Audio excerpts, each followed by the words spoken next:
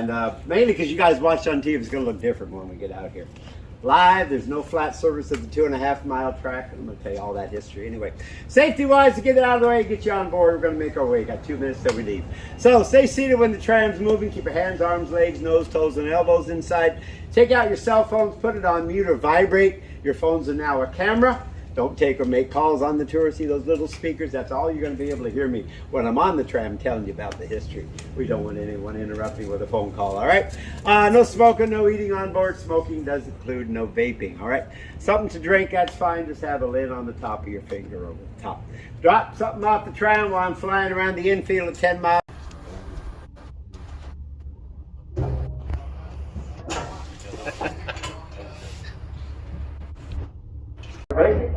I'm John, going to be your tour guide and driver and tell you all about this famous place, why it was built, when it was built, whose dream it was, and what inspired someone to build a speedway in the middle of a big city.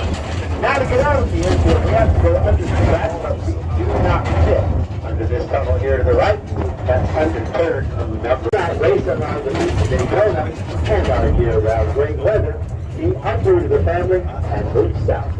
Now after being here a few months on hold, everybody was excited to see the races start up on the beaches of Daytona. Hey, look at that. And that's where they built the race promoter and one of the 6 Massachusetts shows. But after a few months, I told you that earlier. Rules and regulations.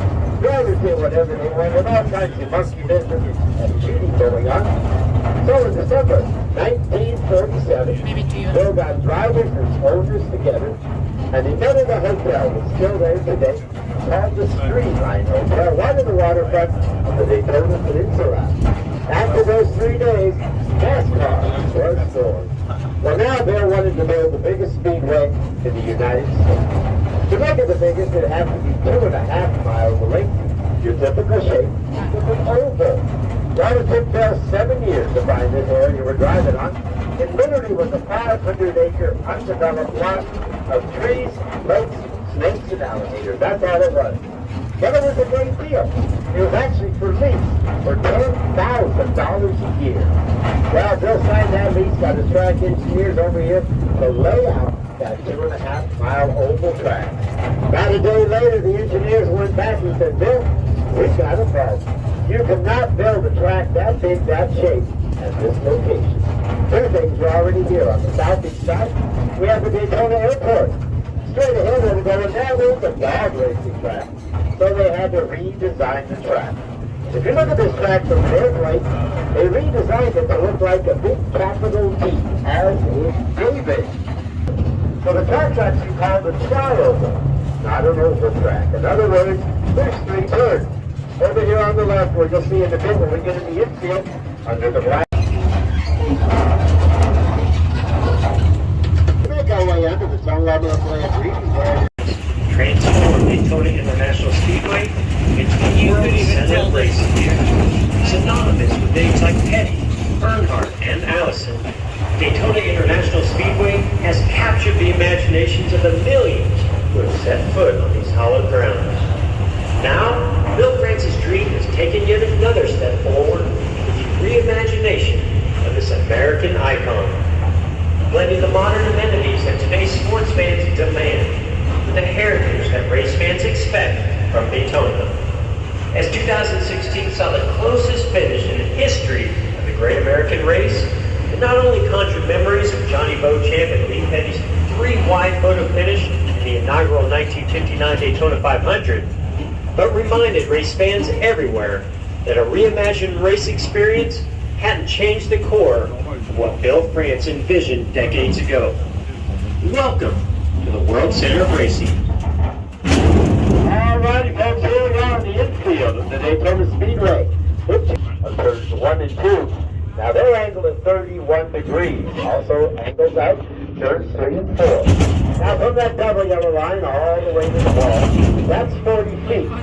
Now here comes one of the cars around the track now that you can ride in or drive. There goes that car, and it goes forward. Right over that start-finish line.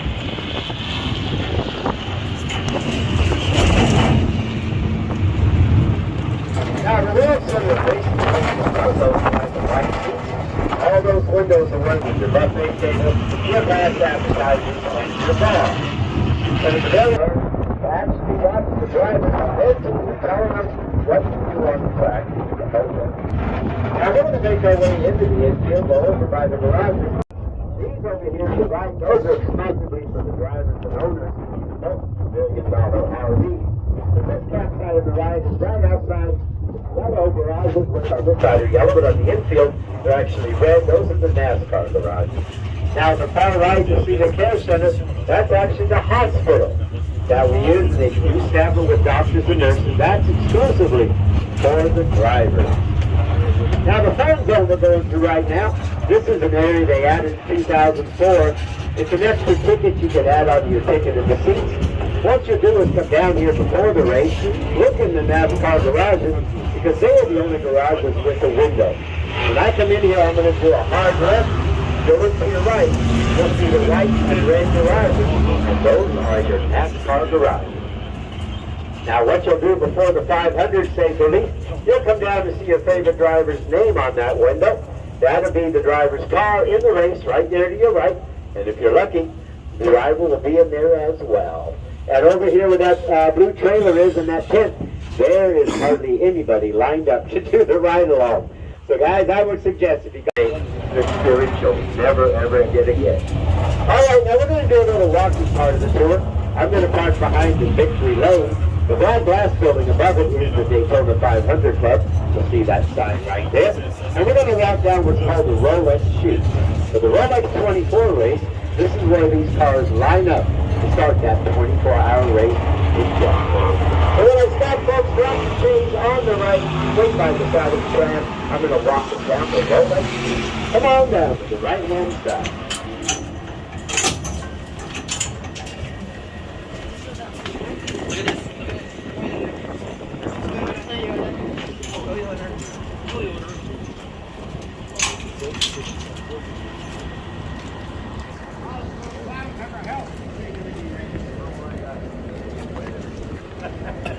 So, has anyone ever heard of the Rolex 24 race?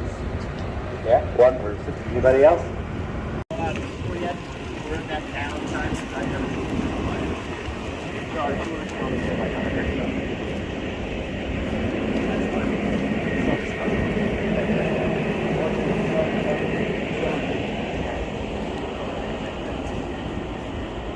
if you look to the right of the Rolex arch, you'll see that checkered line going across the track. Now, because all of you watch it on TV, you're going to say, wait, that ain't it. It looks flat on TV. That's because the cameras are on top of the World Center Racing Building. There's your start finish line. Imagine 35 to 38 cars out here. And listen how loud that is. That's insane. You better wear earplugs when you get here. And head protection, ear protection as well. First of all, you're going to be deaf for about 3 days, and you're not going to be able to talk because you're screaming. Try to talk over the loudness. All right, here he comes already out of turn 4. Coming around the front trioval.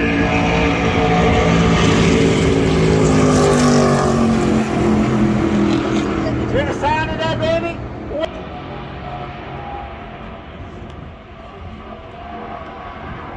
Man, it's nice there with that breeze. It feels good, nice and cool.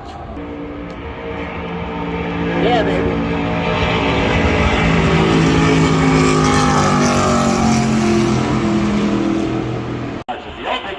Stood up, was made of poured concrete and cinder block, like a lot of homes should be and are here in Florida. But most of the garage was gone. They had to rebuild and redo it quick. They added this, they added the fan zone, and they also added an indoor media center. Well, everybody here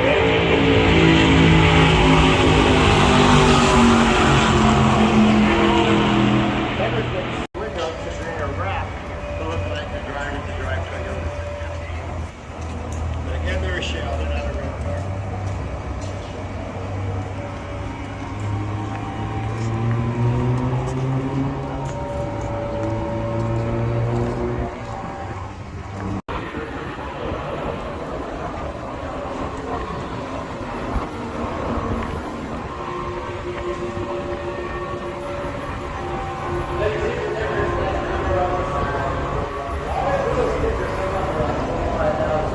Mr. Stefan.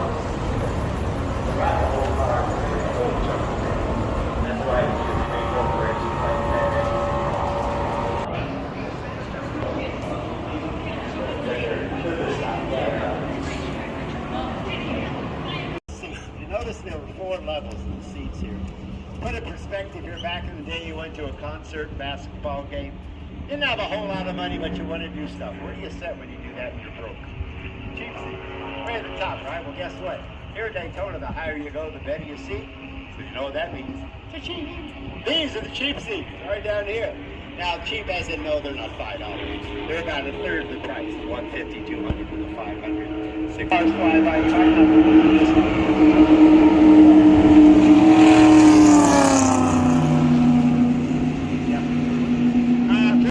All those engines growling, flying by at 195. First of all, they're going by. Fortunate to sit up there, you still got to wear the same earplugs.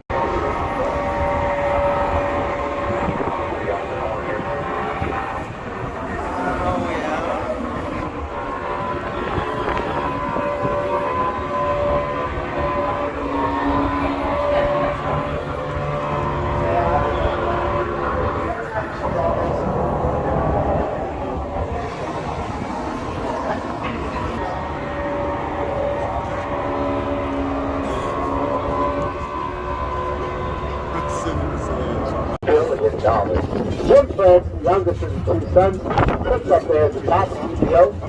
Chevy Camaro from this year's Daytona 500. Now, what we're starting with overall winners is a 30-minute film. It's a highlight of all those Daytona 500 finishes from the first to the last. It's on a repeated route course, so you guys have walking anytime. We have a turn stop on the left-hand side. There's also a door. My name is Harry. I'm the only one here right now. I'm the 2 guys that are doing stuff. If you have a question, I'm going to be all you can shooting around so you can watch the phones.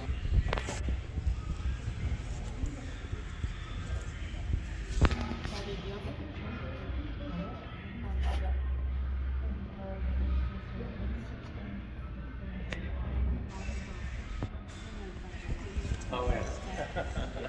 You're well organized for U-turn. Oh, yeah.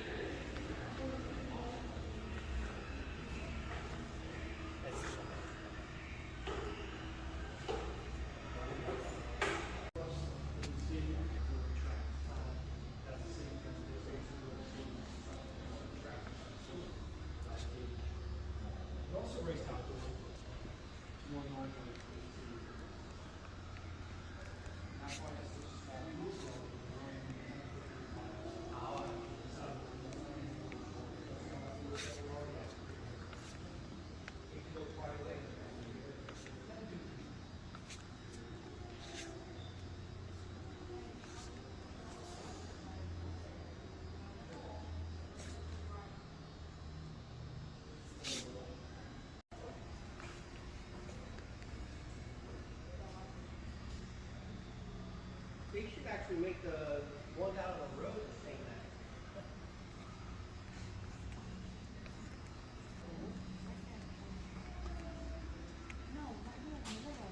He is like my... Okay, you and... Han, can... Okay. We're good. You can be my model now.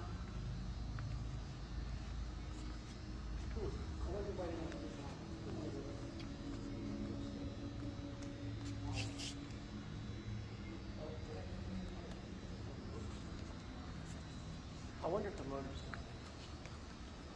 Okay, let's go here then. Yeah. All right, come on, Mom. Let's go this way. Man, I like that Buick. Which one? That Buick, the funny car. Yes. Sure.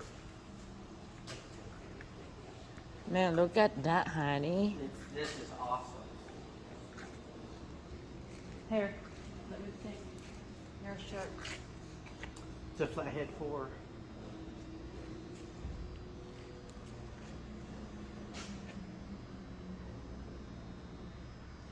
Hey, look at the name of the car. Very first. No, Huff. H-U-F-F. This is the name of the car? Yep.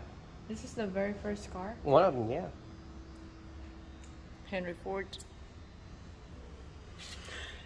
1902.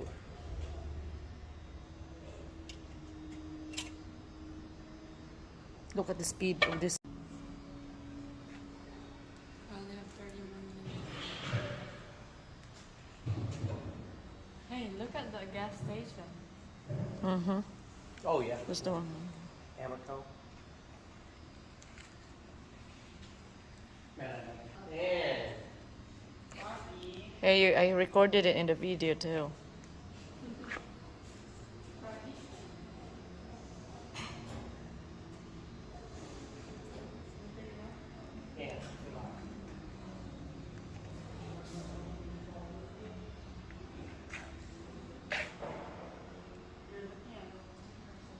Yep, used to be. Daytona Beach. So that's a race car by the beach? Oh, I seen it in the movie. They have a movie, remember? Here, you read this one right here.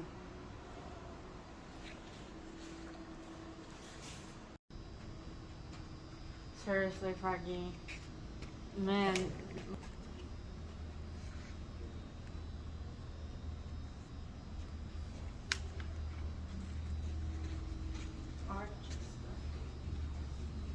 This is, you know who would like it too? I know someone that would like it.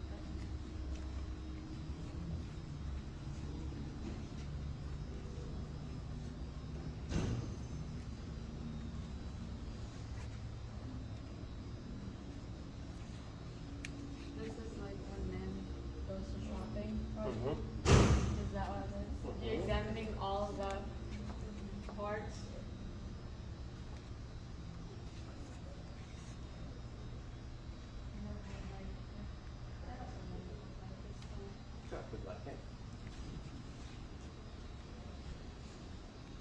Send it to Uncle Bright. Oh yeah. Uncle Robin. Bradford. This has got 4 camshafts in it, Imagine man. taking the whole Bradfords in this museum. You'd all be talking about, oh, this part. This is a really cool motor, honey. 4 camshafts in this. That is for that car right there behind it. Oh yeah. Mm-hmm. Are you They sure? use it in there, I think. I don't know. Who knows? Hey, did you go to this behind? Fuel injected 4 camshafts. Hold on just a second.